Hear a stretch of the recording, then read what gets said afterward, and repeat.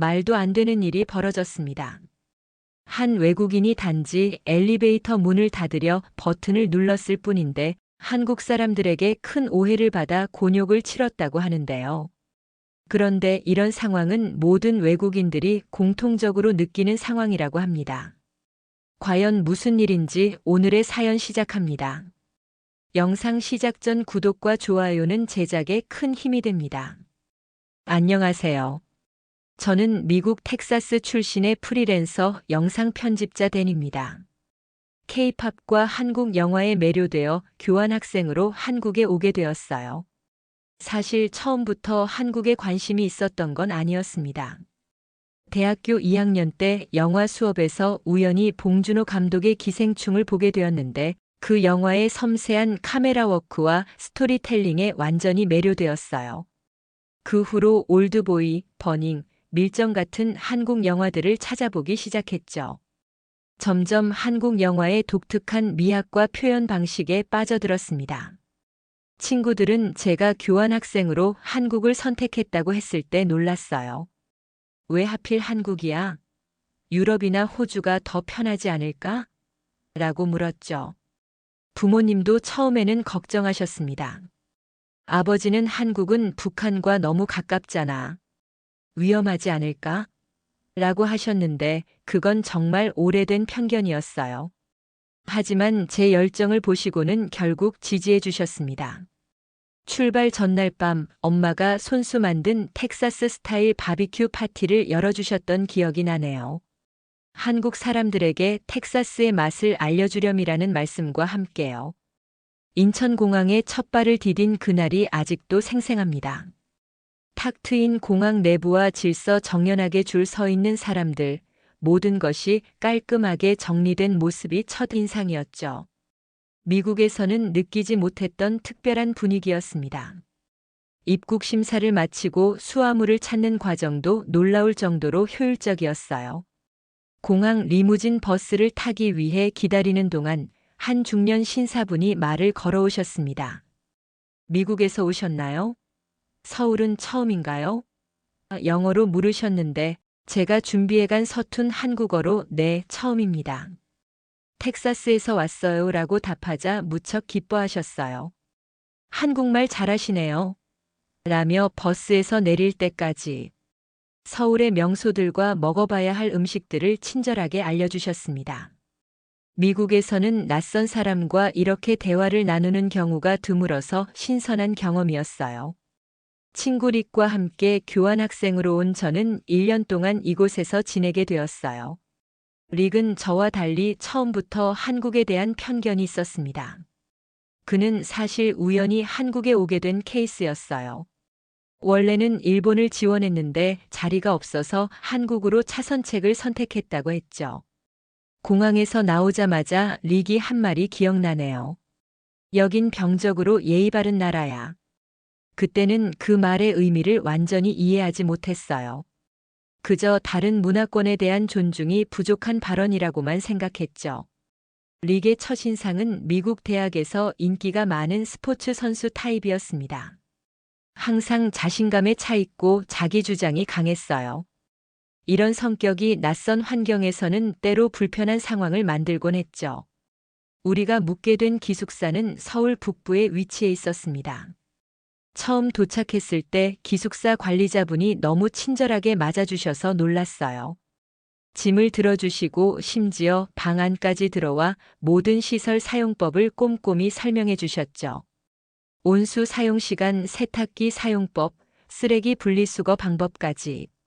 미국에서는 그냥 열쇠만 던져주고 알아서 해라는 식인데 말이에요. 릭은 그 모습을 보며 너무 과하다고 귓속말로 말했지만 저는 그저 한국식 환대라고 생각했습니다. 나중에 안 사실이지만 그 관리자분은 퇴근 시간이 한참 지난 후에도 우리를 기다리고 계셨더라고요. 그것도 자신의 시간을 희생해가면서요. 첫날부터 한국의 문화적 차이를 느끼기 시작했어요. 기숙사에 짐을 풀고 저녁을 먹으러 나갔을 때 식당에서 물을 주문하지 않았는데도 테이블에 물이 놓여 있었습니다. 음식을 시키면 여러 반찬들이 함께 나왔고요. 특히 김치는 모든 식당에서 기본으로 제공되었죠. 릭은 이걸 다 먹으란 말이야? 라며 불평했지만 저는 신기하고 새로웠어요. 서비스의 개념이 미국과는 완전히 달랐습니다. 그날 저녁 우리는 한 불고기 전문점에 들어갔어요. 고기를 주문했는데 상추, 마늘, 고추, 된장까지 한 상 가득 나왔죠. 더 놀라웠던 건 고기를 직접 구워주시는 서비스였어요. 우리가 어색하게 젓가락을 들고 있자 점원분이 다가와 고기를 구워주시고 심지어 쌈을 싸서 먹는 방법까지 보여주셨습니다. 이렇게 먹으면 맛있어요 라며 웃는 얼굴로 알려주신 그 친절함이 인상적이었어요. 한국에서의 첫 일주일은 적응하는 데 바빴어요. 길을 찾는 것부터 대중교통 이용하는 방법까지 모든 게 새로웠습니다. 다행히 지하철 시스템은 생각보다 쉬웠어요. 각 역에 영어 안내가 있었고 환승 시스템도 잘 갖춰져 있었죠. 놀라웠던 건 지하철 내부의 깨끗함이었습니다. 미국 뉴욕의 지하철과는 비교도 안 될 정도였어요. 지하철에서는 노약자석에 아무도 앉지 않는 모습이 인상적이었어요. 미국에서는 상상하기 어려운 광경이죠.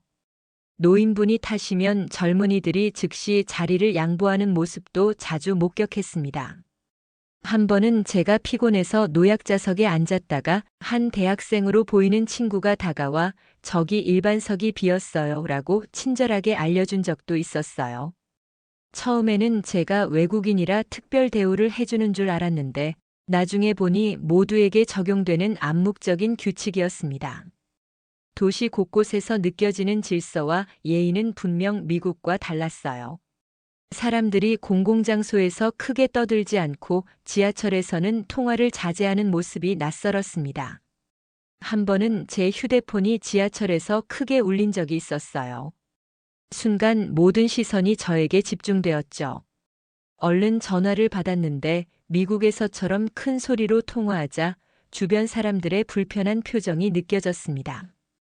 그때부터 대중교통에서는 최대한 조용히 하려고 노력했어요. 또한 빨리빨리라는 말이 자주 들렸는데 정작 어떤 일들은 꽤 느리게 진행되는 것 같았어요. 예를 들어 카페에서 음료를 받기까지 시간이 꽤 걸렸는데 아무도 불평하지 않았죠. 이런 모순된 모습이 처음에는 이해하기 어려웠습니다. 나중에 한국인 친구가 설명해 주길 급할 땐 빨리빨리, 즐길 땐 천천히가 한국인의 철학이라고 했어요. 한국어를 조금 공부해 왔지만 실제 대화는 전혀 다른 문제였습니다. 첫 주에 편의점에서 물건을 살 때 미리 외워간 얼마예요? 라고 물었는데 점원이 쏟아내는 숫자들을 전혀 알아들을 수 없었어요. 결국 계산기를 꺼내 보여주셨죠. 그럼에도 제가 한국어로 말하려고 노력하면 현지인들이 매우 기뻐하는 모습을 볼 수 있었어요. 한국어 정말 잘하시네요. 라는 과찬을 들을 때마다 용기가 났습니다. 사실 제 한국어 실력은 기본적인 인사와 간단한 질문 정도였는데 그것만으로도 칭찬을 받았어요. 고맙다고 할 때 절까지 하니까 다들 웃으며 너무 과하다고 했던 기억도 나네요. 이런 작은 격려들이 제가 한국 문화에 더 가까이 다가가는 계기가 되었죠. 처음에는 모든 것이 신기하고 새로웠지만 곧 문화적 충돌이 시작되리라고는 예상하지 못했습니다. 그리고 그 충돌의 시작은 의외로 사소한 곳에서 비롯되었어요.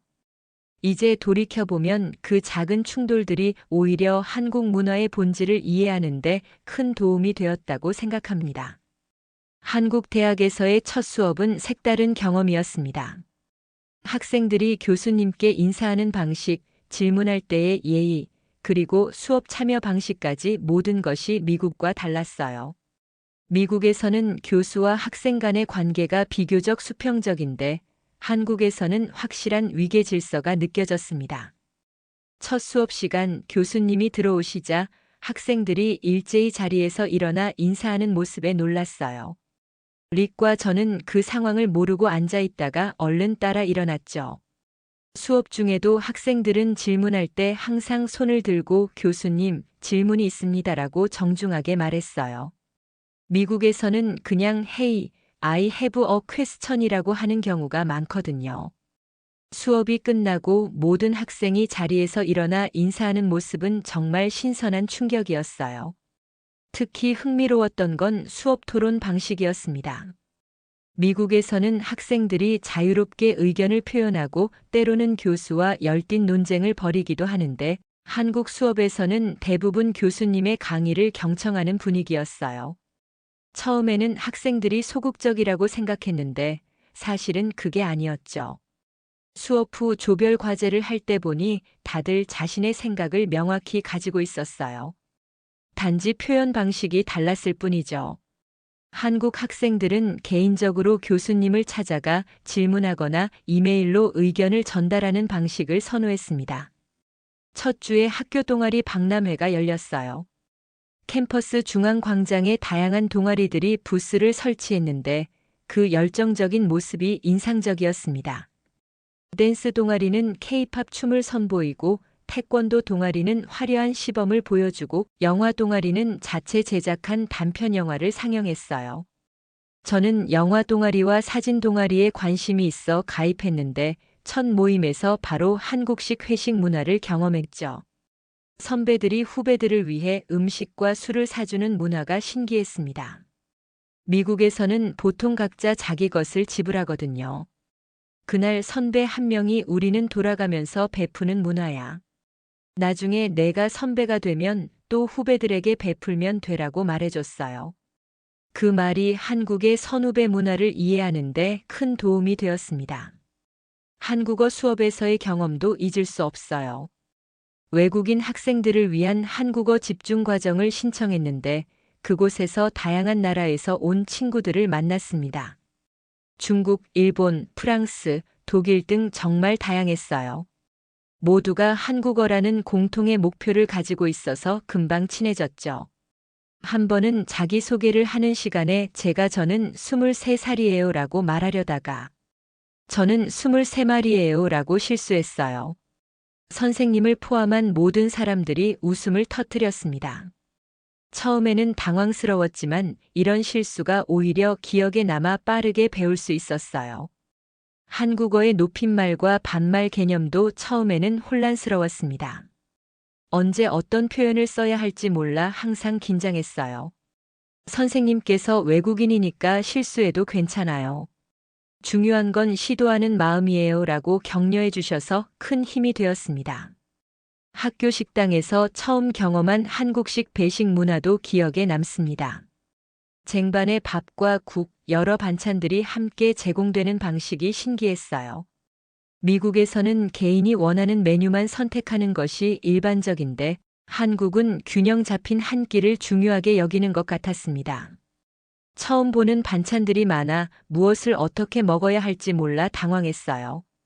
옆에 앉은 한국 학생이 친절하게 알려주었죠.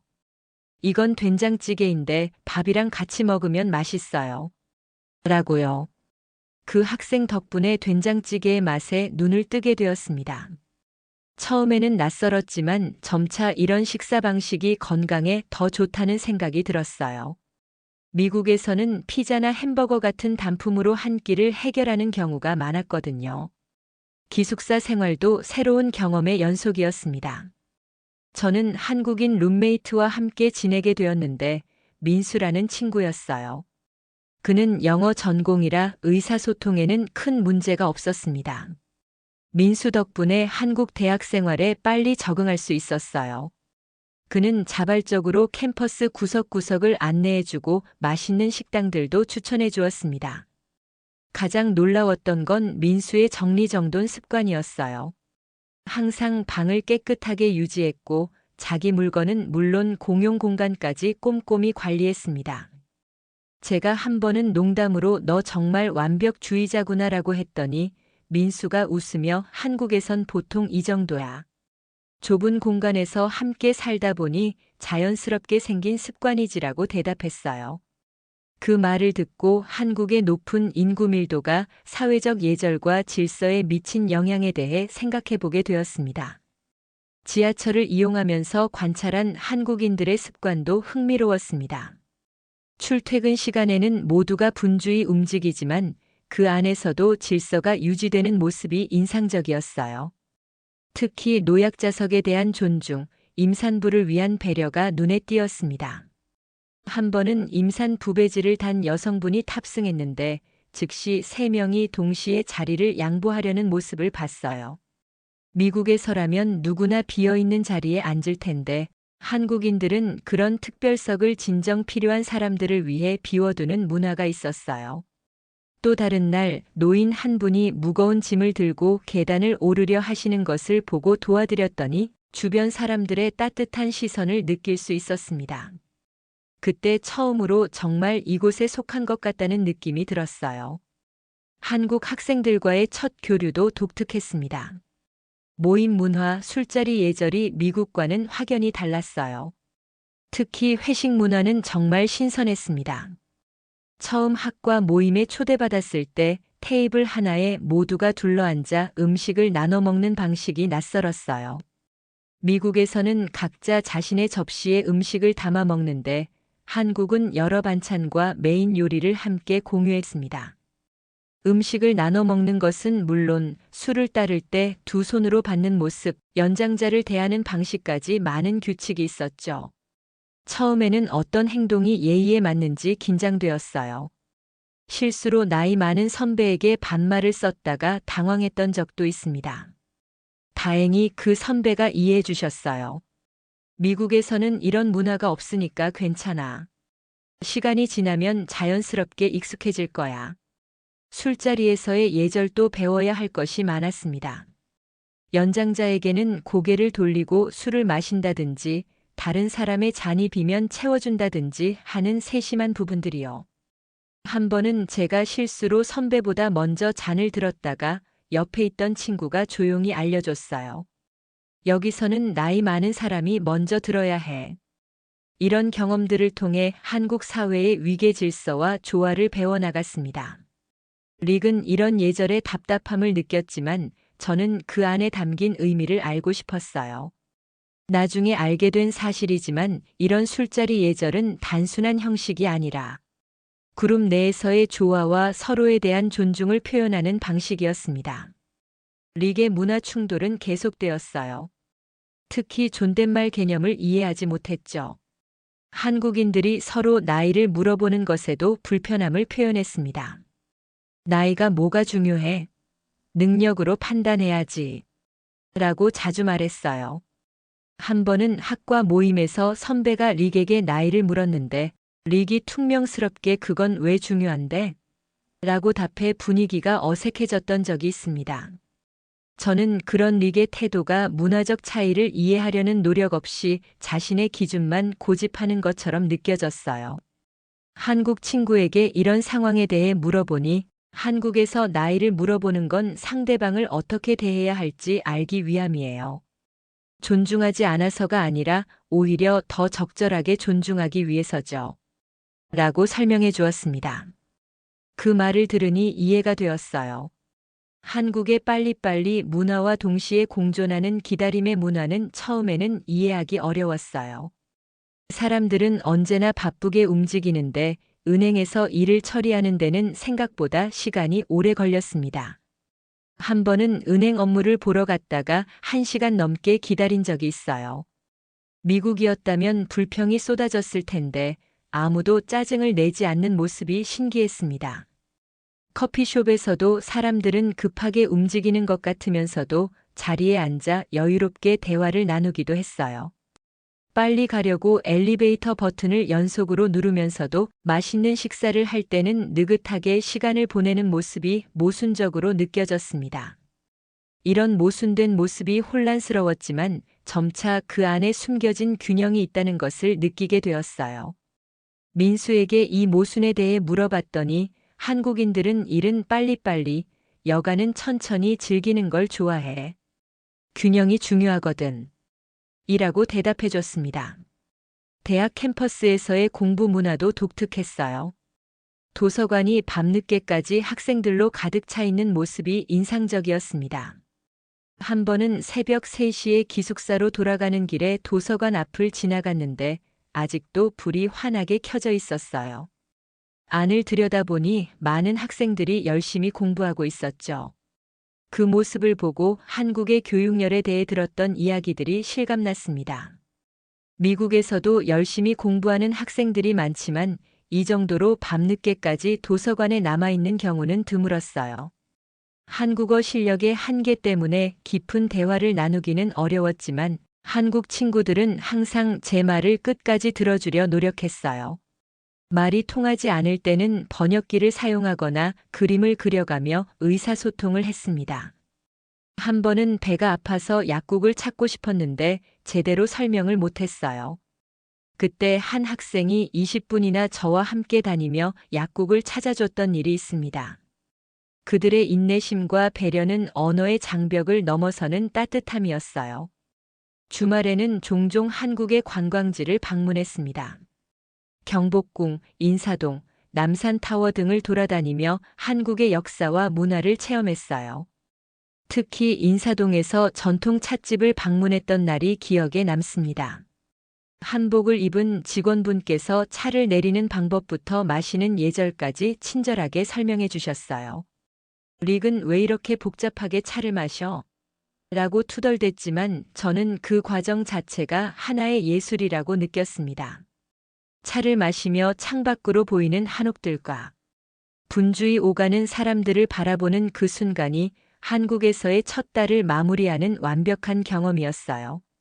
그렇게 한국 생활에 조금씩 적응해 가던 중 문화적 차이로 인한 첫 번째 본격적인 충돌이 시작되었습니다. 그리고 그 시작은 의외로 사소한 엘리베이터 버튼에서 비롯되었어요. 첫 번째 문화적 충돌은 학교 건물 엘리베이터에서 일어났습니다. 수업에 늦어 허겁지겁 엘리베이터로 달려간 날이었어요. 그날 마감해야 할 과제가 있었는데 아침에 알람을 듣지 못해 일어나는데 늦었죠. 문이 닫히기 직전 간신히 탔는데 습관적으로 닫기 버튼을 연속해서 눌렀습니다. 텍사스에서는 아무 생각 없이 하던 행동이었죠. 빨리 올라가고 싶은 마음에 버튼을 계속 누르고 있었어요. 그런데 갑자기 릭이 제 손을 쳐내며 말했어요. 야, 이거 누른다고 뭐가 달라져? 여기 시스템은 그지 같아. 순간 엘리베이터 안에 한국 학생들이 불편한 표정을 지었습니다. 6명 정도가 함께 타고 있었는데 모두 우리를 쳐다봤어요. 저는 당황스러웠습니다. 그저 빨리 다치길 바라는 마음에 누른 것뿐인데 릭의 행동이 상황을 더 불편하게 만들었던 거죠.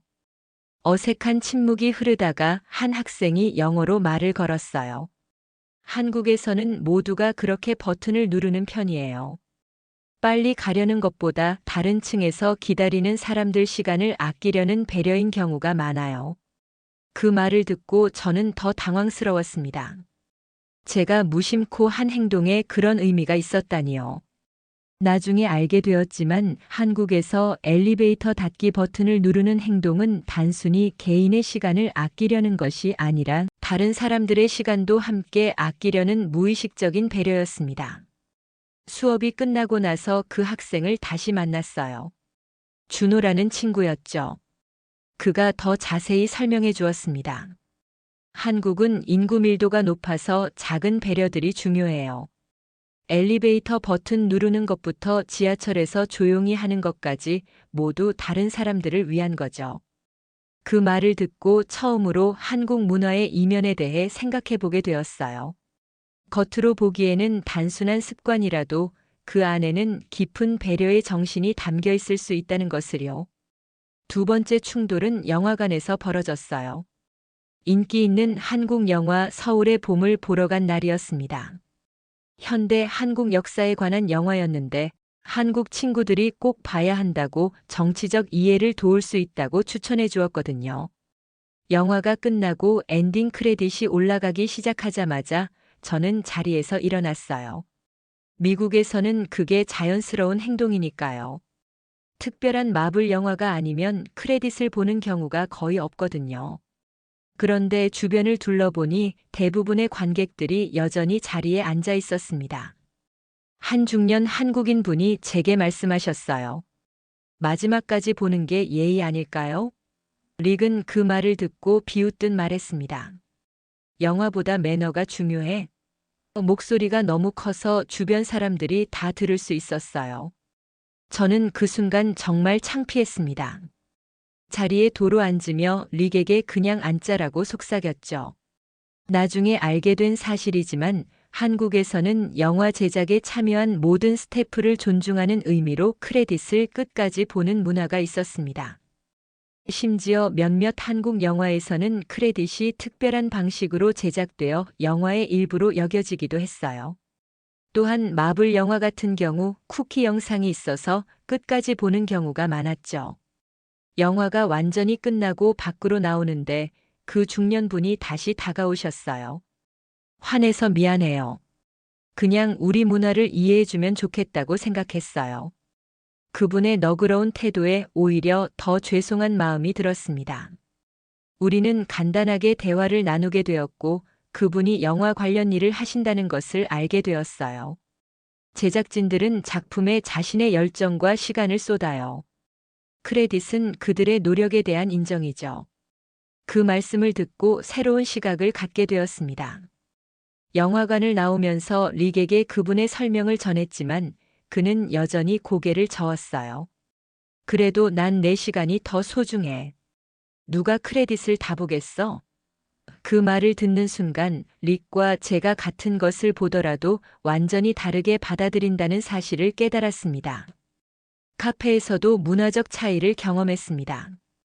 영화 관람 후 스타벅스에 들러 커피를 마시고 있었는데 신용카드로 결제할 때 한국인 친구가 서명란에 하트를 그리는 모습을 봤어요.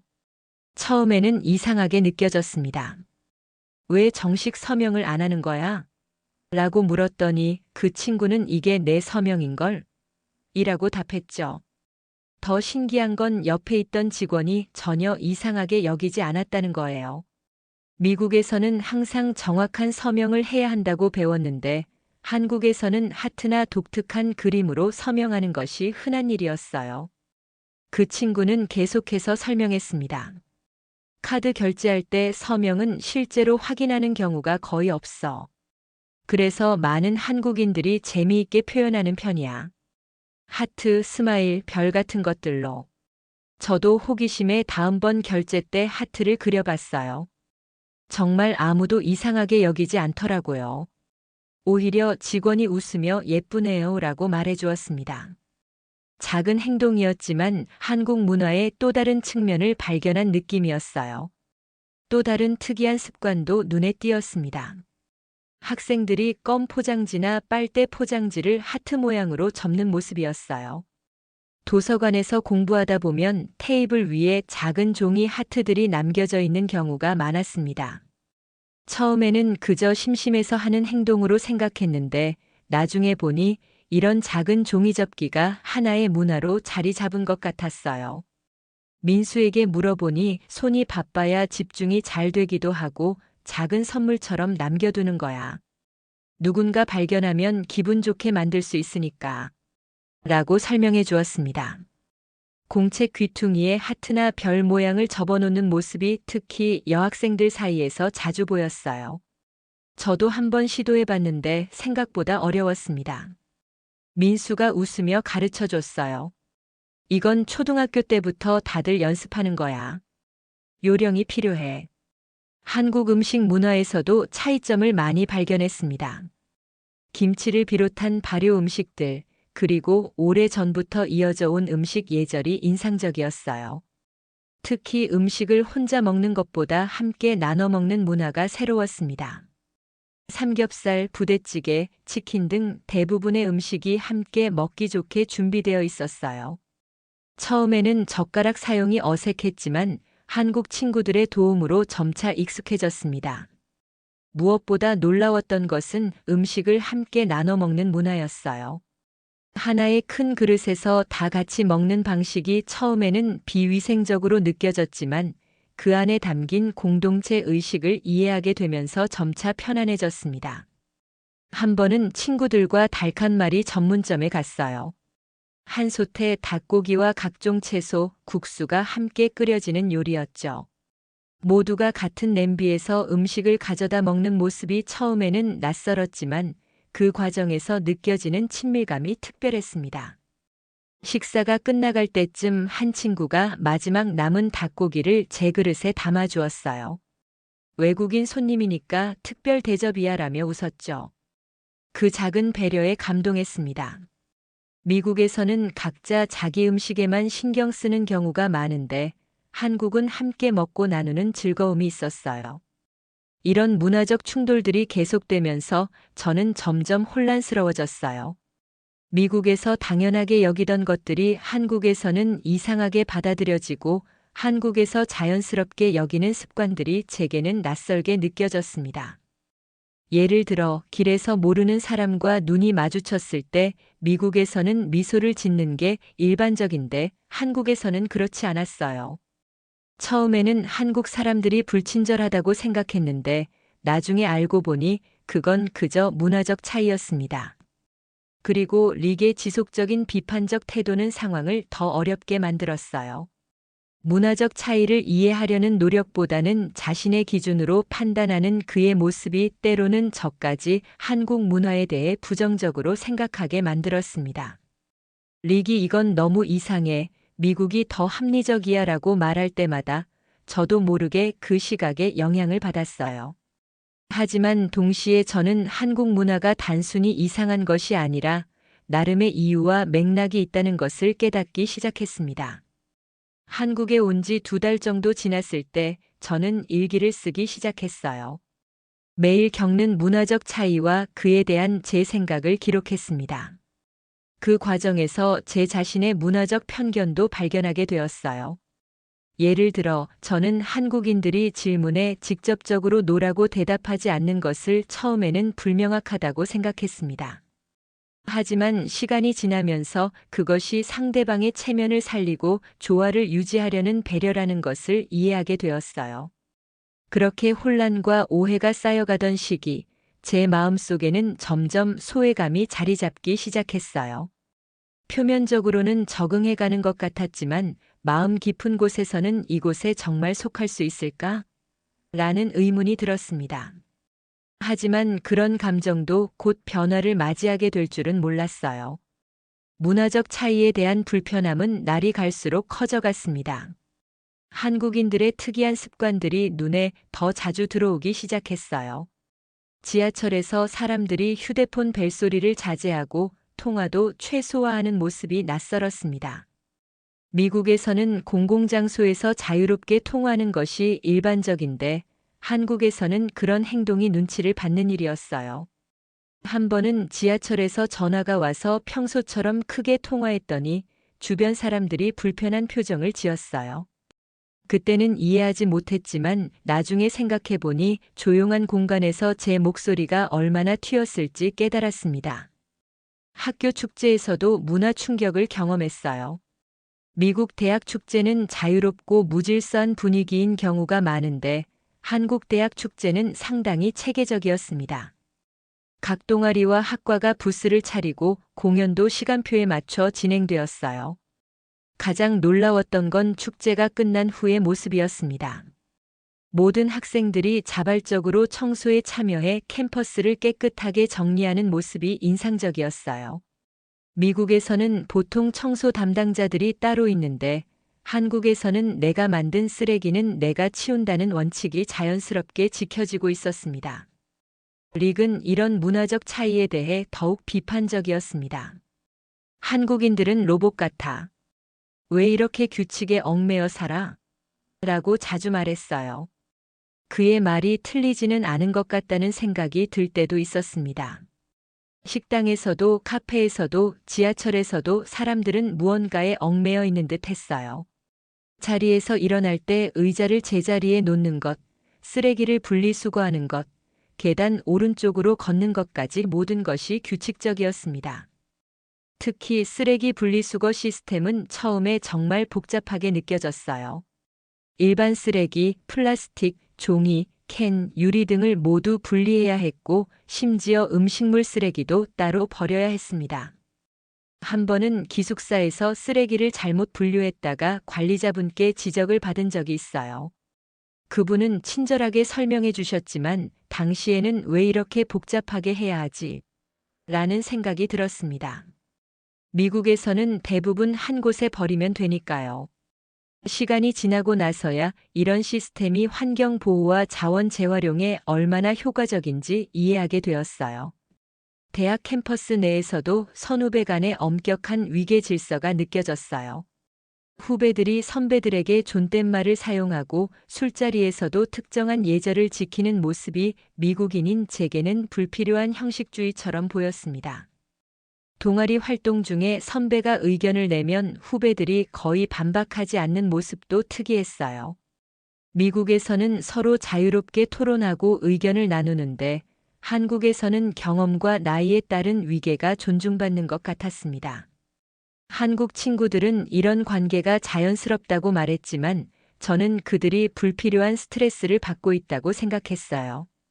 한 번은 영화 동아리 모임에서 한 선배의 영화 분석에 제가 다른 의견을 제시했다가 어색한 상황이 된 적이 있습니다. 나중에 민수가 제게 조용히 말해주었어요.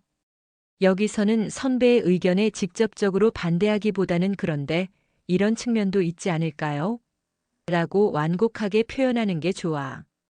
그때 처음으로 눈치라는 개념에 대해 배우게 되었습니다. 단순히 예의의 문제가 아니라 상황을 읽고 적절하게 행동하는 사회적 기술이었어요. 학생들이 껌 포장지나 빨대 포장지를 하트 모양으로 접는 모습을 볼 때마다 왜 시간을 낭비하지? 라는 생각이 들었습니다. 저도 모르게 리게 시각으로 한국 문화를 바라보기 시작한 거죠. 점점 한국을 이상한 나라로 여기게 되었어요. 모든 것이 과도하게 형식적이고 불필요한 규칙이 많은 곳처럼 느껴졌습니다. 카페에서 주문할 때도 아이스 아메리카노 하나요라고 말하면 됐는데 동아리 선배한테는 선배, 죄송한데 아이스 아메리카노 한 잔 드릴까요? 처럼 말해야 했어요. 언어의 단계가 너무 많아서 헷갈렸습니다. 그런 생각으로 지내던 중 한국 문화에 대한 부정적인 인식이 더 강해졌던 사건이 있었어요. 학교 근처 카페에서 공부하고 있을 때였습니다. 옆 테이블에 앉은 한국인 학생들이 계속해서 저를 힐끔힐끔 보며 속삭이고 있었어요. 영어로 대화하는 걸 들으려는 것 같기도 하고 외국인이라 구경하는 것 같기도 했습니다. 매우 불편했어요. 결국 그곳을 떠나면서 왜 이렇게 노골적으로 쳐다보는 거지? 라고 생각했습니다. 미국에서는 그런 행동이 무례하다고 여겨지니까요. 그날 저녁 민수에게 그 경험을 이야기했더니 아마 내가 외국인이라 호기심 때문일 거야. 악의는 없었을 텐데. 라고 대답했지만 그때는 이해하기 어려웠어요. 특히 기억에 남는 사건이 있었어요. 비가 내리는 저녁 지하철에서 릭과 함께 있었습니다. 차가 꽤 혼잡했는데 한 노인분이 타셨어요. 저는 자리를 양보하려 했지만 릭이 제 팔을 잡으며 말했습니다. 앉아 있어. 우리도 피곤해. 그 순간 주변 한국인들의 시선이 느껴졌고 저는 매우 불편했어요. 결국 자리에서 일어나 노인분께 양보했지만 그 과정에서 릭과 작은 다툼이 벌어졌습니다. 그는 작은 목소리로 넌 왜 항상 그들의 규칙에 맞추려고 해? 라고 물었어요. 저는 그건 규칙이 아니라 기본적인 예의야 라고 대답했지만 속으로는 혼란스러웠습니다. 미국에서도 노인에게 자리를 양보하긴 하지만 강한 의무감으로 느껴지진 않거든요. 그 할머니께서 자리에 앉으시면서 조용히 말씀하셨어요. 한국은 서로를 기다려주는 나라예요. 그 말씀이 깊이 와닿았습니다. 단순히 노인을 공경하는 문화를 넘어 서로를 배려하고 기다릴 줄 아는 가치가 담겨 있었어요. 할머니는 이어서 말씀하셨습니다. 젊었을 때는 몰랐는데 나이 들면서 그 소중함을 알게 됐어요. 당신들도 언젠가 이해하게 될 거예요. 그 말씀이 오래도록 제 마음에 남았습니다. 하지만 그때는 그 의미를 완전히 이해하지 못했어요. 소외감은 점점 커져갔어요. 한국어 실력의 한계로 깊은 대화에 참여하기 어려웠고 문화적 장벽은 더 높게만 느껴졌습니다. 수업에서도 동아리 활동에서도 저는 항상 외국인이었어요. 간단한 주문도 영어로 하면 가끔 한국어로 해주세요라는 반응을 마주할 때면 더욱 좌절감을 느꼈습니다. 한국 친구들이 아무리 친절하게 대해줘도 저는 그들의 세계에 완전히 속할 수 없다고 생각했습니다. 학교 축제 때 한 사건이 특히 기억에 남아요. 영화 동아리에서 부스를 운영했는데 한국 학생들은 자연스럽게 역할을 나누고 협력했지만 저는 어떻게 도와야 할지 몰라 어색하게 서 있었습니다. 누군가den 너는 여기 앉아서 포스터만 그려라고 말했는데 그게 친절한 배려였는지 아니면 외국인이라 중요한 일을 맡기기 어려웠던 건지 구분할 수 없었어요. 그날 밤 동아리 회식에서도 비슷한 느낌이 들었습니다. 모두가 한국어로 빠르게 대화하는 동안 저는 대부분의 내용을 놓치고 있었어요. 몇몇 친구들이 영어로 설명해 주려 했지만 그럴수록 오히려 제가 대화의 흐름을 방해한다는 느낌이 강해졌습니다. 특히 힘들었던 것은 끊임없이 질문받는 것이었어요. 미국은 정말 총기 사건이 많아? 햄버거만 먹고 살아? 한국 음식 매운 거 괜찮아? 그 같은 질문들이 반복될 때마다 저는 대표성에 대한 부담을 느꼈습니다. 단지 미국인이라는 이유로 모든 미국 문화를 대변해야 한다는 부담감이 컸어요. 한 번은 술자리에서 한 학생이 미국인들은 정말 인종차별적이야? 라고 물었을 때 정말 당황했습니다. 그런 복잡한 주제를 간단히 대답할 수 없었거든요. 또한 미국인이라는 이유로 항상 영어를 가르쳐 달라는 요청을 받는 것도 부담스러웠어요. 처음에는 기꺼이 도와주었지만 시간이 지날수록 제가 영어 선생님 역할로만 인식되는 것 같아 속상했습니다. 저도 한국어를 배우고 한국 문화를 경험하러 온 학생인데 말이죠. 어떤 모임에서는 제가 말할 때마다 와, 영어 발음이 정말 멋있다는 반응만 돌아와서 제 의견 자체는 무시되는 느낌이 들기도 했어요. 그렇게 혼란과 소외감 속에서 지내던 어느 날 갑작스러운 폭우가 서울을 덮쳤습니다. 수업이 끝나고 나오는데 창밖으로 비가 쏟아지고 있었어요. 우산을 가져오지 않았던 저는 난감했습니다. 기숙사까지는 20분 정도 걸어가야 했거든요. 잠시 건물 입구에서 비가 그치기를 기다리고 있었지만 기상 앱을 확인해 보니 밤새 비가 올 예정이었어요. 그날의 경험은 제가 한국 문화를 바라보는 시각을 완전히 바꿔놓게 될 줄은 몰랐습니다. 비가 쏟아지던 그날, 저는 우산 없이 지하철역 앞에 서 있었습니다. 갑작스러운 비에 발이 묶여 어쩔 줄 몰라 하던 찰나였어요. 다른 사람들은 모두 준비된 우산을 펴거나 비를 피해 달려가는데 저만 우두커니 서 있었죠. 결국 비를 맞으며 걸어가기로 마음먹고 첫 발을 내디디려는 순간 누군가 제 어깨를 툭 쳤어요. 돌아보니 한 청년이 미소를 지으며 서 있었습니다. 괜찮으시면 같이 써요. 처음에는 어색해서 거절하려 했어요. 미국에서는 낯선 사람의 제안을 쉽게 받아들이지 않는 편이니까요. 특히 같은 우산 아래 걷는 건 꽤 친밀한 행동이라고 생각했습니다. 하지만 그의 진심 어린 눈빛에 마음이 움직였어요. 정말 괜찮아요? 저 반대쪽으로 가야 하는데. 제가 말하자 그는 어디로 가세요? 저도 그쪽 방향이에요 라고 대답했습니다. 결국 함께 우산을 쓰고 걷게 되었어요. 빗소리 때문에 대화는 많이 나누지 못했지만 그가 서울대 경영학과 학생이라는 것과 준영이라는 이름인 것을 알게 되었습니다. 더 놀라웠던 건 그 청년이 말없이 제가 가는 방향으로 함께 걸어준 것이에요. 지하철역에 도착했을 때 저는 정말 고마워요. 근데 정말 이쪽으로 가는 거예요? 라고 물었죠. 그러자 준영은 살짝 웃으며 사실 제 집은 반대쪽이에요. 하지만 비 오는 날 혼자 있는 외국인을 그냥 지나칠 수 없었어요. 라고 대답했습니다. 자신의 길을 벗어났음에도 불구하고 저를 목적지까지 데려다 주려는 그의 배려가 감동적이었어요. 도착지에 다다랐을 때 저는 진심 어린 감사 인사를 전했습니다. 그는 별 말씀을요. 다음에 미국에 가면 저도 누군가의 도움을 받을지 모르잖아요. 라며 웃었어요.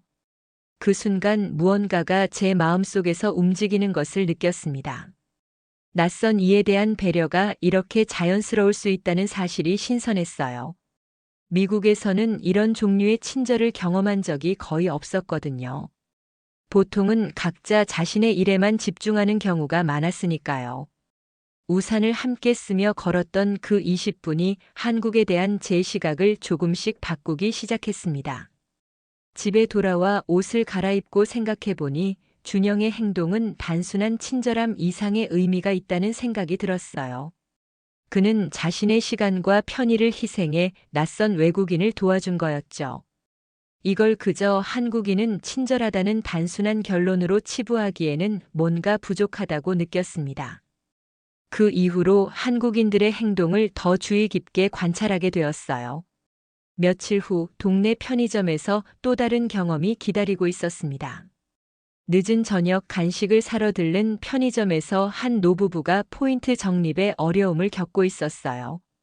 두 분 다 약간 귀가 어두우신 것 같았고 점원과의 의사소통이 원활하지 않았습니다. 언어 장벽 때문에 점원과 소통이 안 되는 것 같았어요. 젊은 점원은 포인트 적립 방법을 설명하려 했지만 노부부는 계속 혼란스러워 하셨죠. 저는 자연스럽게 다가가 영어로 점원에게 상황을 설명하며 도움을 드렸어요. 이분들이 포인트 적립을 원하시는 것 같은데 방법을 잘 모르시는 것 같아요. 다행히 점원이 영어를 조금 알아들어서 소통이 가능했습니다. 제가 중간에서 통역하듯 도우며 노부부의 포인트 카드를 찾아 적립을 도와드렸어요. 간단한 행동이었지만 노부부께서는 진심으로 고마워하셨습니다. 고맙습니다. 정말 고맙습니다라며 계속 인사하셨어요. 저는 그저 천만에요. 별 말씀을요라고 대답했죠. 한국어로 이 표현을 배웠던 게 도움이 되었습니다. 놀랍게도 다음 날 그 노부부께서 제가 묵는 기숙사를 찾아오셨어요. 알고 보니 그분들은 기숙사 근처에 사시는 분들이었고 제가 외국인 학생이라는 것을 기숙사 경비원에게 물어보고 찾아오신 거였어요. 손에는 정성스럽게 포장된 김치통이 들려 있었습니다. 어제 고마워서 직접 담근 김치를 가져왔어요 라고 말씀하셨죠. 저는 정말 놀랐어요. 미국에서는 이런 일이 좀처럼 일어나지 않거든요. 작은 도움에 이렇게 정성스러운 답례를 하는 문화가 낯설었습니다. 김치통을 받아들고 감사 인사를 드리자 할머니께서 우리 집에 와서 같이 먹지 않을래? 라고 제안하셨어요.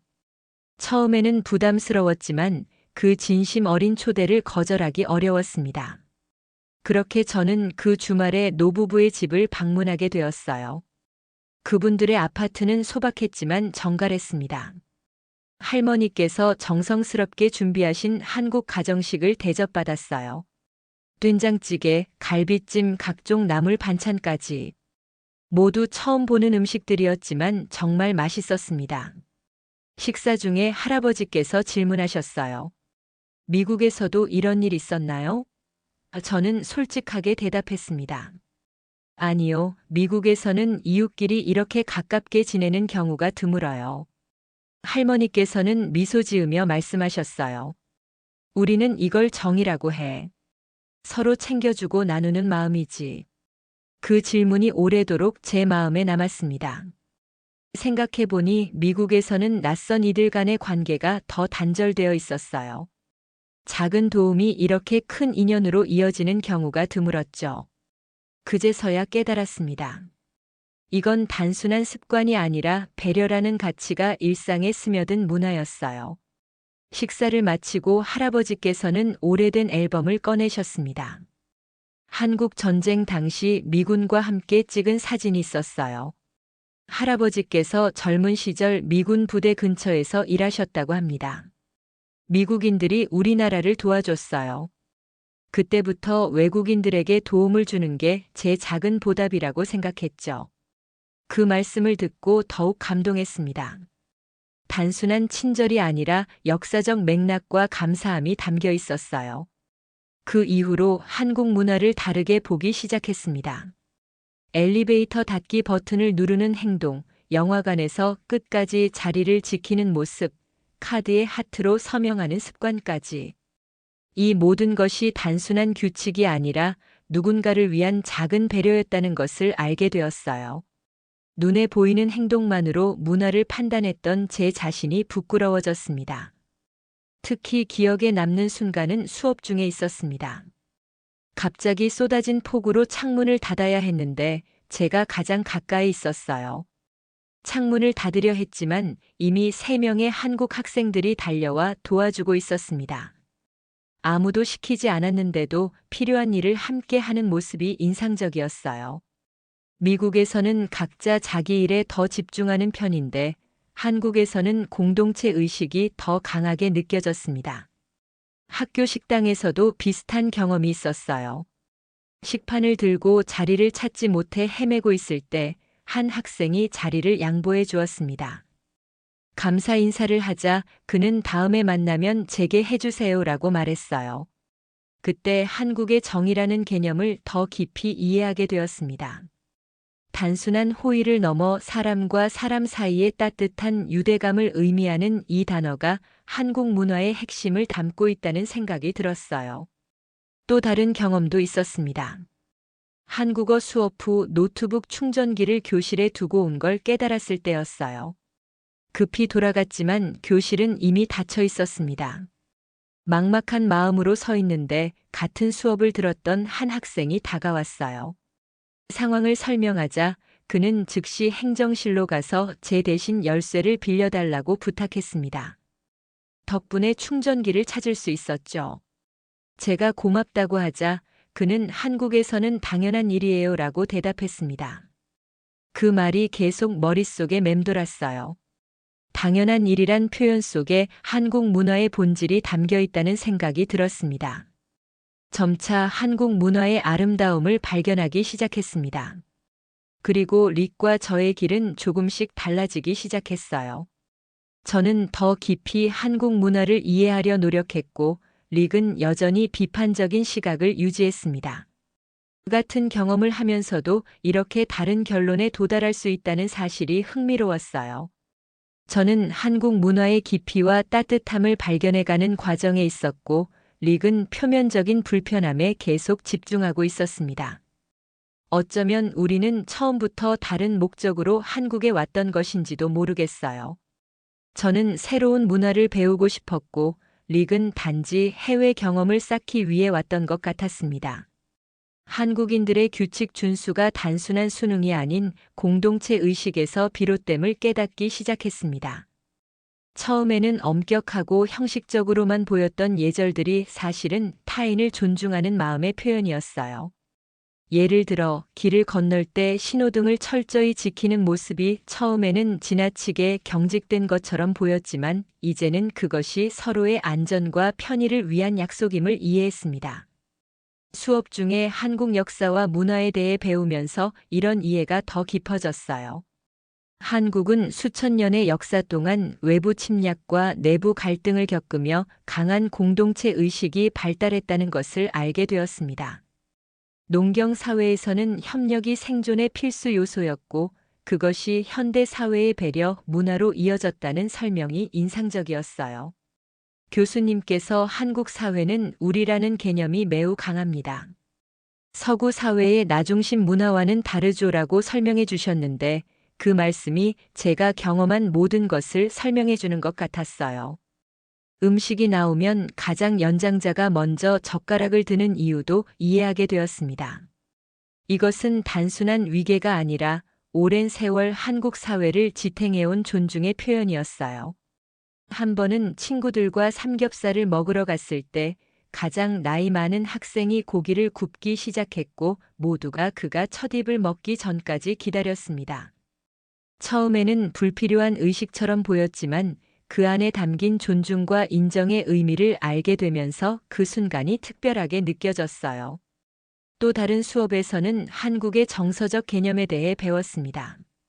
정, 한, 눈치, 체면 같은 개념들이요. 특히 정이라는 개념이 제 마음에 와닿았어요. 이웃, 친구, 가족 간의 깊은 유대감을 표현하는 이 단어가 제가 경험한 많은 상황을 설명해 주었습니다. 김치를 선물해준 노부부, 우산을 나눠준 청년, 길을 알려준 낯선 사람들. 모두 정의 표현이었던 거죠. 지하철에서 휴대폰 소리를 줄이는 것도 마찬가지였습니다. 처음에는 불필요한 규제처럼 느껴졌지만 공공장소에서 다른 사람들의 평온함을 해치지 않으려는 배려였어요. 미국에서는 개인의 자유가 우선시되는 반면 한국에서는 공동체 내에서의 조화가 더 중요하게 여겨진다는 점을 깨달았습니다. 이제는 저도 지하철에서 자연스럽게 핸드폰 소리를 무음으로 바꾸고 통화가 필요하면 작은 목소리로 짧게 하거나 아예 역 밖으로 나가는 습관이 생겼어요. 영화 크레딧을 끝까지 보는 문화도 새롭게 이해했어요. 처음에는 단순히 마블 영화의 쿠키 영상을 보기 위한 것으로만 생각했는데 그 이면에는 영화를 만든 모든 스태프에 대한 존중이 담겨 있었습니다. 한 영화 동아리 모임에서 이 주제가 나왔을 때 한 한국인 친구가 말했어요. 그들의 노력이 있었기에 우리가 영화를 즐길 수 있었잖아요.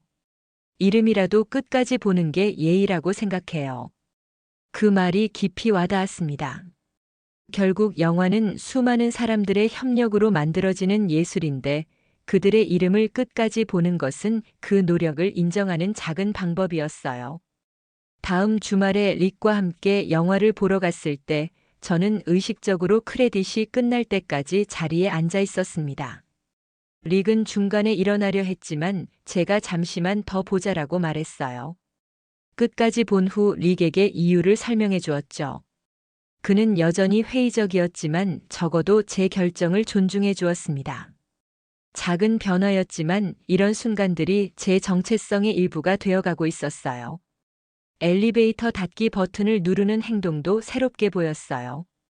단순히 자신이 빨리 가기 위함이 아니라 다른 층에서 기다리는 사람들의 시간도 아끼려는 마음이 담겨 있었습니다. 한국의 빨리빨리 문화가 사실은 효율성을 통한 배려의 한 형태라는 것을 이해하게 되었어요. 그리고 더 나아가 이런 작은 행동들이 모여 도시 전체의 리듬을 만들어낸다는 생각이 들었습니다. 서울이 이렇게 효율적으로 움직일 수 있는 이유 중 하나는 이런 공유된 행동 양식 때문이 아닐까요? 신용카드에 하트로 서명하는 습관도 재미있게 느껴지기 시작했습니다. 딱딱한 일상과 형식적인 거래에 작은 온기를 불어넣는 방식이었어요. 한 카페에서 결제할 때 처음으로 하트를 그려봤습니다. 직원이 미소 지으며 예쁘네요 라고 말해주었어요. 그 순간 작은 연결감을 느꼈죠. 한 친구는 매일 똑같은 서명을 하는 것보다 그날의 기분에 따라 다른 그림을 그리는 게 재미있어요 라고 말했습니다. 그 말을 들으니 이런 작은 창의성이 삶에 활력을 불어넣는다는 것이 이해됐어요. 미국에서는 모든 서명이 정확히 동일해야 한다고 배웠는데 이런 자유로운 표현이 오히려 더 인간적으로 느껴졌습니다. 종이 하트 접기도 단순한 시간 낭비가 아니었습니다. 작은 정성과 손맛을 나누는 문화였어요. 한 친구가 수업 중에 접은 종이 하트를 제게 건네며 말했습니다. 우리 할머니께서 항상 말씀하셨어요. 손끝에서 시작하는 정성이 마음까지 전해진다고. 그 말이 한국 문화의 본질을 잘 담고 있다고 생각했어요. 저도 한번 시도해 보았는데 생각보다 어려웠습니다. 여러 번 실패한 끝에 겨우 모양을 갖춘 하트를 만들었을 때의 성취감이 기억나네요. 나중에는 동아리 후배에게 그 하트를 선물했는데 그 아이가 정말 기뻐하는 모습을 보고 이런 작은 정성이 주는 기쁨을 이해하게 되었습니다. 한국의 정이라는 개념도 점차 이해하게 되었습니다. 단순한 친절을 넘어선 깊고 따뜻한 인간적 유대감이었어요. 한국 친구의 집에 초대받았을 때 경험한 환대, 어려움에 처했을 때 기꺼이 도와주려는 태도, 작은 선물로 마음을 표현하는 문화까지 모두 정의 표현이었습니다. 미국에서는 친구라는 단어를 쉽게 사용하지만 한국에서의 친구는 더 깊은 의미를 가진다는 것을 느꼈습니다. 한 번 맺은 인연을 소중히 여기고 오래 지속하려는 문화가 인상적이었어요. 한 유학생 모임에서 만난 독일 친구가 말한 것이 기억나네요. 서구에서는 친구를 쉽게 사귀고 쉽게 헤어지지만 한국에서는 친구가 되기까지 시간이 걸리는 대신 한번 맺은 인연은 평생 간다. 그 말이 제가 느낀 한국의 인간관계를 정확히 표현해 주었어요. 처음에는 이런 깊은 유대감 형성에 어려움을 느꼈지만 시간이 지날수록 그 가치를 이해하게 되었습니다. 한국 친구들과 더 깊은 대화를 나누면서 문화의 이면을 배우게 되었습니다. 그들이 말하는 눈치라는 개념도 흥미로웠어요. 처음에는 불필요한 신경 쓰기로 여겼는데 사실은 타인의 감정과 상황을 섬세하게 읽어내는 능력이었습니다. 미국에서는 직접적인 의사표현을 중요시하지만 한국에서는 때로 말하지 않아도 상대의 마음을 읽는 것이 더 중요할 때가 있었어요. 이런 세심함이 한국 사회의 원활한 소통을 가능하게 한다는 생각이 들었습니다. 한 번은 수업 후 교수님께 질문이 있어 기다리고 있었어요. 다른 학생들도 여러 명 기다리고 있었는데 제가 외국인이라는 이유로 먼저 질문할 기회를 주셨습니다. 저는 괜찮다고 순서대로 기다리겠다고 말씀드렸어요. 나중에 한국 친구가 눈치가 좋아졌네라고 말해주었는데 그때 처음으로 칭찬으로 들렸습니다. 처음에는 눈치를 부정적으로 여겼는데 이제는 사회적 조화를 위한 중요한 기술이라고 생각하게 되었어요. 한국의 식사 예절도 새롭게 보였습니다. 밥그릇을 들고 먹지 않는 것, 수저 소리를 최소화하는 것 등이 단순한 규칙이 아니라 함께 식사하는 이들을 배려하는 마음의 표현이었어요. 특히 음식을 서로 권하고 나누는 문화는 공동체 의식의 아름다운 표현이라고 느꼈습니다. 처음에는 더 드세요라는 말이 형식적인 인사처럼 들렸는데 시간이 지나면서 그 진심을 느낄 수 있었어요. 한국 음식에 대한 이해도 깊어졌습니다. 초기에는 단순히 맵다 짜다 같은 표면적인 맛으로만 느꼈는데 이제는 각 음식에 담긴 역사와 문화적 맥락을 이해하게 되었어요. 김치가 단순한 반찬이 아니라 한국인의 지혜와 생존 전략이 담긴 발효식품이라는 것, 비빔밥이 각종 나물과 고기를 조화롭게 섞은 균형 잡힌 음식이라는 것을 알게 되었습니다. 특히 음식을 통해 건강을 관리하는 한국인들의 지혜가 인상적이었어요. 약식동원이라는 개념, 즉 음식과 약이 같은 근원에서 온다는 철학이 한국 식문화에 깊이 뿌리내리고 있다는 것을 배웠습니다. 한국의 음주 문화도 처음과는 다르게 보이기 시작했습니다. 최초에는 지나치게 의례적이고 강압적으로 느껴졌어요. 술잔을 돌리고 선배가 따라주면 두 손으로 받고 고개를 돌려 마시는 등의 규칙이 많았거든요. 하지만 그 안에 담긴 공동체 형성의 의미, 서로의 긴장을 풀고 마음을 열기 위한 노력이 있다는 것을 알게 되었습니다. 물론 건강하지 못한 측면도 있었지만 본질적으로는 함께 어울리며 유대감을 형성하는 과정이었어요. 한국 친구 민수가 설명해 준 적이 있어요. 우리는 술을 통해 평소에 표현하지 못한 감정이나 생각을 나눠. 술자리 진실이라고 술을 마셔야 진짜 마음을 열 수 있다고 생각하는 경향이 있어. 그 말을 들으니 한국인들이 왜 술자리를 중요하게 여기는지 이해가 되었습니다. 직설적인 표현보다 간접적인 소통을 선호하는 문화에서 술은 그 벽을 허무는 도구가 되는 거였어요.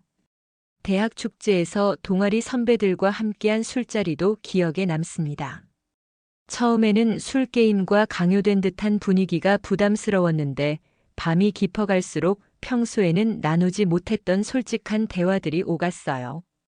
선배들이 자신의 실패담을 나누고 후배들의 고민을 들어주는 모습이 인상적이었습니다.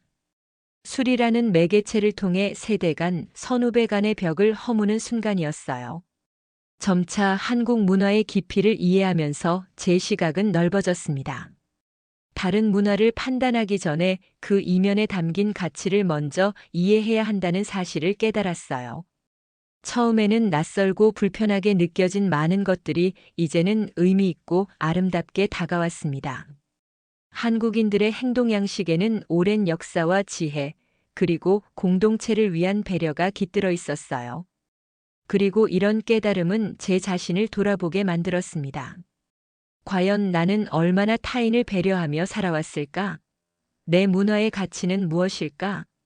이런 질문들이 제 마음속에 자리 잡기 시작했어요. 릭은 여전히 한국 문화에 대해 비판적이었습니다. 한국에서의 생활이 넉 달째 접어들었지만 그의 태도는 크게 변하지 않았어요. 오히려 비판의 목소리는 더 커진 것 같았습니다. 반면 저는 점점 한국 문화의 깊이와 아름다움을 발견하며 적응해 가고 있었어요. 우리의 대화는 종종 문화적 차이에 대한 논쟁으로 이어졌습니다. 한 번은 기숙사 식당에서 점심을 먹다가 릭이 음식에 대해 불평했어요. 매일 김치, 매일 밥. 여기 사람들은 변화를 싫어하나 봐. 저는 말했죠. 김치도 종류가 다양하고 계절마다 다른 반찬이 나온다고 생각해. 그리고 한국 음식은 건강에도 좋잖아. 릭은 고개를 저으며 그냥 햄버거가 그리워. 라고 말했습니다. 그때 저는 깨달았어요. 릭은 한국에 와 있지만 마음은 여전히 미국에 있다는 것을요. 결정적인 사건은 학교 문화 행사장에서 일어났습니다. 한국 전통 공연이 있던 날이었어요. 학생들이 준비한 사물놀이와 부채춤 공연이 진행되고 있었죠. 타악기의 강렬한, 때로는 섬세한 리듬과 군무의 조화가 정말 아름다웠습니다. 공연자들의 열정과 관객들의 환호가 어우러진 아름다운 순간이었어요. 저는 처음 보는 전통 공연에 완전히 매료되었습니다. 그런데 릭이 갑자기 옆에서 큰 소리로 말했어요. 한국인들은 미련하게 예의만 챙기지. 이런 구식 문화에 왜 이렇게 집착하는 거야? 주변 학생들이 영어를 알아들었는지 불편한 표정을 지었어요. 저는 당황스러우면서도 화가 났습니다.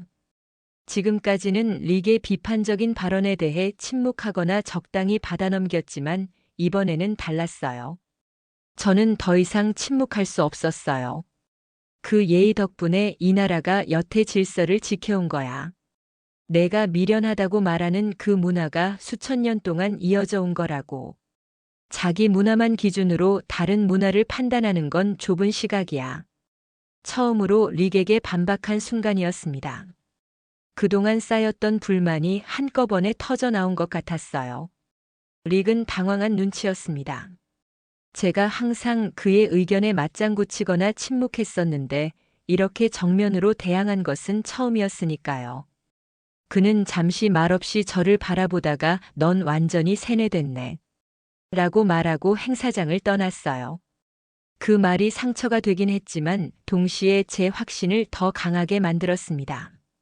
저는 세뇌된 것이 아니라 다른 문화의 가치를 인정하고 배우는 과정에 있었거든요. 그날 이후로 우리 사이는 조금 서먹해졌습니다. 같은 기숙사 건물에 살았지만 마주치는 일이 점점 줄었어요. 릭은 점차 다른 유럽 출신 유학생들과 어울리게 되었고 저는 동네 청년들과 더 가까워졌어요. 처음에는 이 상황이 슬프게 느껴졌습니다. 함께 한국 생활을 시작했지만 점점 다른 길을 걷게 되었으니까요. 하지만 시간이 지나면서 이것이 자연스러운 과정이라는 것을 받아들였어요. 모든 사람이 다른 문화에 대해 같은 태도를 가질 순 없으니까요. 주말마다 근처 공원에서 지역 청년들과 탁구를 치며 시간을 보냈습니다. 처음에는 언어의 장벽 때문에 대화가 어려웠지만 함께 운동하고 웃으며 자연스럽게 친해졌어요. 그들은 제 서툰 한국어를 재미있어 했고 저는 그들의 영어 공부를 도와주었습니다. 탁구를 치면서 한국의 또 다른 문화를 경험할 수 있었어요. 승부욕이 있으면서도 상대를 배려하는 모습, 게임이 끝난 후에는 함께 음료수를 나누며 이야기하는 시간이 소중했습니다. 그들과 함께하면서 한국 문화를 더 깊이 경험할 수 있었습니다. 주말에는 등산을 가기도 했어요. 북한산에 올랐던 날 정상에서 본 서울의 전경이 아직도 눈에 선합니다. 더 놀라웠던 건 산에서 만난 사람들의 친절함이었어요. 모르는 사람들끼리도 인사를 나누고 음식을 나눠 먹는 모습이 인상적이었습니다. 한 할아버지께서 저희에게 귤을 건네주시며 외국인 친구도 한국 산을 좋아하나 보네. 라고 말씀하셨을 때 정말 감동이었어요.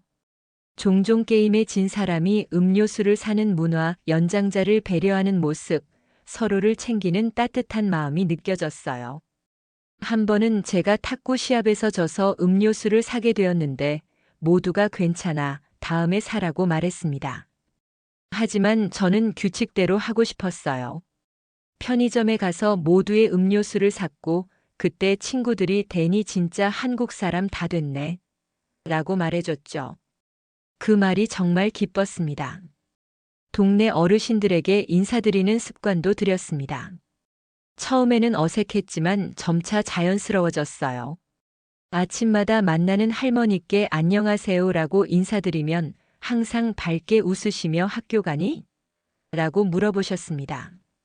사소한 대화였지만 그 안에 담긴 정을 느낄 수 있었어요. 할머니께서는 가끔 제게 귤이나 작은 간식을 주시기도 했습니다. 공부하느라 힘들지? 이거라도 먹어. 라는 말씀과 함께요. 그 따뜻한 관심이 저를 가족처럼 느끼게 해주었어요. 제가 한국에서 배운 건 단지 문화적 관습이 아니었어요. 사람과 사람 사이의 온기, 타인을 배려하는 마음, 공동체 속에서 조화를 이루는 지혜였습니다. 릭이 처음에 말했던 병적으로 예의 바른 나라라는 표현이 이제는 다르게 들려요. 그건 병이 아니라 오랜 세월 동안 이어져 온 소중한 문화적 가치였습니다. 한국으로 다시 돌아가 살 계획을 세우고 있어요. 프리랜서 영상 편집자로서 국제적인 경험을 쌓고 싶기도 하고 제가 사랑하게 된 그 나라에서 더 많은 것을 배우고 싶은 마음이 큽니다. 이번에는 단기 방문이 아닌 좀 더 장기적인 계획을 가지고 있어요. 한국 영화 산업에서 일하며 양국의 영화 문화를 연결하는 다리 역할을 하고 싶습니다. 아직은 꿈 같은 이야기지만 한국에서의 경험이 그 꿈을 현실로 만들 수 있는 첫 걸음이었다고 생각해요. 지난주에는 한국국제교류재단에서 주최하는 문화교류 프로그램에 지원서를 제출했습니다. 만약 선발된다면 내년에 한국의 영화 스튜디오에서 인턴으로 일할 기회를 얻게 될 거예요. 지원서를 작성하면서 한국에서의 모든 경험을 되돌아보았고 그것이 제 인생에 얼마나 큰 변화를 가져왔는지 다시 한번 깨달았습니다. 한국어로 자기소개서를 쓰는 것이 아직은 어렵지만 그 과정 자체가 의미 있는 도전이라고 생각해요. 무엇보다 그곳에서 느꼈던 사람의 온도를 다시 경험하고 싶어요. 한국인들의 따뜻한 정, 서로를 배려하는 마음, 그리고 공동체 의식이 그리워집니다. 미국 사회의 개인주의적 성향과 한국 사회의 공동체적 특성 사이에서 균형을 찾으며 양쪽의 좋은 점을 결합한 삶을 살고 싶어요. 서로 다른 문화 사이의 다리가 되는 것, 그것이 제 새로운 목표가 되었습니다. 릭에게 메시지를 보냈습니다. 다음에 한국에 가면 같이 가지 않을래? 이번에는 다른 시선으로 볼 수 있을 거야. 아직 답장은 오지 않았지만 언젠가 그도 한국 문화의 진정한 아름다움을 발견할 수 있기를 바랍니다. 모든 사람이 같은 방식으로 문화를 경험하거나 이해할 수는 없겠지만 적어도 서로의 차이를 존중하며 배울 수 있다면 그것만으로도 의미가 있을 거예요. 어느 날 저녁 텍사스의 작은 아파트 베란다에 앉아 서울에서 찍은 사진들을 보고 있었습니다. 한강의 야경, 북한산의 절경, 그리고 무엇보다 함께했던 사람들의 웃는 얼굴들. 그 모든 순간들이 제 일부가 되었어요. 민수가 보내준 한국 노래를 들으며 문득 한국에서의 마지막 날 할머니께서 해주신 말씀이 떠올랐습니다. 사람은 여행을 통해 다른 세상을 보지만 결국 발견하는 건 자기 자신이야. 저는 한국이라는 나라를 통해 새로운 자아를 발견했습니다. 더 열린 마음, 더 깊은 이해, 그리고 더 따뜻한 시선으로 세상을 바라보는 법을 배웠어요. 엘리베이터 닫기 버튼을 누르는 작은 습관부터 타인을 먼저 생각하는 마음가짐까지. 이 모든 것들이 저를 더 나은 사람으로 만들어 주었습니다. 창밖으로 내리는 봄비를 바라보며 서울에서 우산을 나눠 쓰던 그날이 생각났어요. 그때 느꼈던 따뜻함을 이제는 제가 다른 이들에게 전하고 싶습니다. 어쩌면 그것이 한국이 제게 가르쳐 준 가장 소중한 선물인지도 모르겠어요. 배려와 존중, 그리고 따뜻한 정을 나누는 법. 이건 국적을 넘어 모든 인간관계의 핵심이 아닐까요? 노트북을 열고 한국 친구들에게 메일을 쓰기 시작했습니다. 안녕, 잘 지내? 나는 요즘 한국으로 돌아갈 계획을 세우고 있어. 타이핑을 하면서 이미 마음은 서울의 거리를 걷고 있었어요.